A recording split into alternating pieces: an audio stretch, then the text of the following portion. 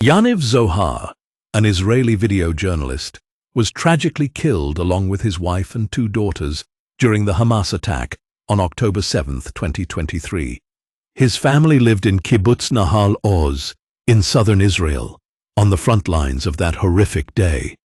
Various reports describe Yaniv's professionalism, his close connection to his community, and the immense personal loss felt by his colleagues and friends.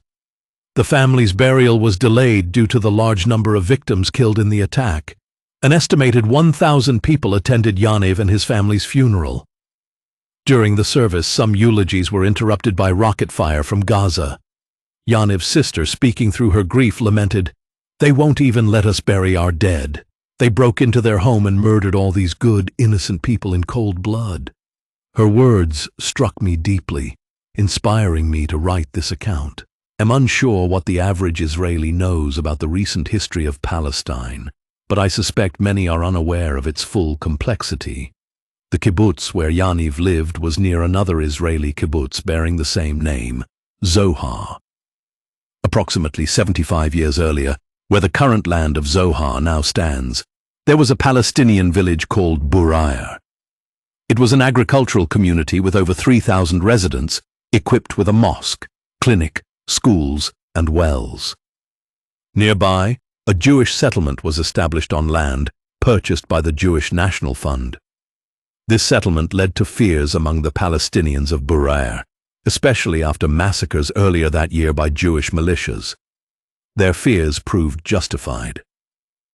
In April 1948, a military outpost called Al-Waker was established to the east of Burayr on the purchased land.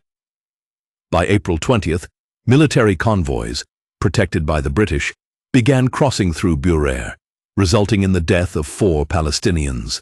The Haganah, a paramilitary group aligned with Zionist militias, aimed to extend water pipelines through Burayr's land to support further settlements, but the villagers refused to relinquish their land.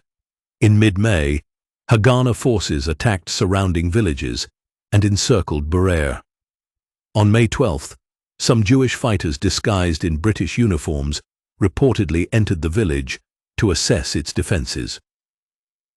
The following day, May 13th, a group of 38 Palestinian defenders holding out in a school faced a far larger force of Jewish militias. An intense battle ensued. The defenders fought bravely until they ran out of ammunition, most of them dying in the fight. With their defenses broken, many villagers, terrified by reports of massacres like Deir Yassin, began fleeing northward along the only open road. Haganah tanks, bulldozers, and armored vehicles entered Burayr, beginning a brutal massacre. They shot and killed anyone in their path, including women, children, and the elderly. Civilians were gathered and machine-gunned in groups. The mosque was blown up under the orders of a Jewish officer named Mordecai Bar-On. A 15-year-old girl was raped and then executed. In total, more than 125 people were slaughtered, including 20 combatants. One account of the massacre, too gruesome to fully repeat, describes a terrorist expressing how killing Palestinians felt comparable to killing stray dogs or crushing flies. It's likely Yaniv's sister has never read these words. A few hours after the massacre, the Jewish People's Council convened in Tel Aviv to draft the Declaration of Independence for the new state of Israel. The atrocities committed in Burayr, along with others in the region, would be part of a broader pattern of ethnic cleansing that continued throughout 1948, a brutal process aimed at displacing Palestinians to establish a Jewish ethno-state.